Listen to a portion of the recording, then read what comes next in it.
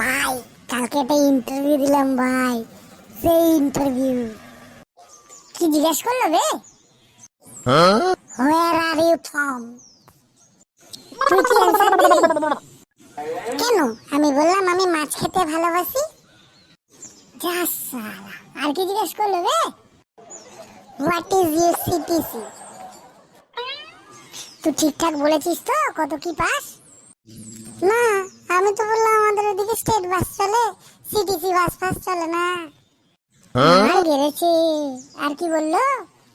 আমাকে বললো do you know English. তুই এটাই কি বললি?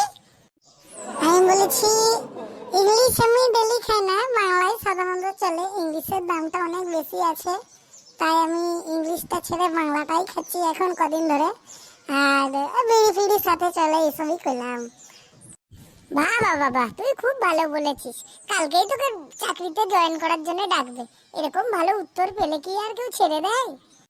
ও ঠিক বলেছিস ভাই, তাই বলি আমার অ্যাড্রেসটা চাইলো কেন আমার কাছে? আমি ঠিকানা কয়ে দিয়েছি। শালা অ্যাড্রেস জিজ্ঞেস করছে তোর বাড়ি এসে মারবে বলে, শালা ভুলভাল উত্তর দেয়, ও আবার চাকরি করবে, যা এখান থেকে।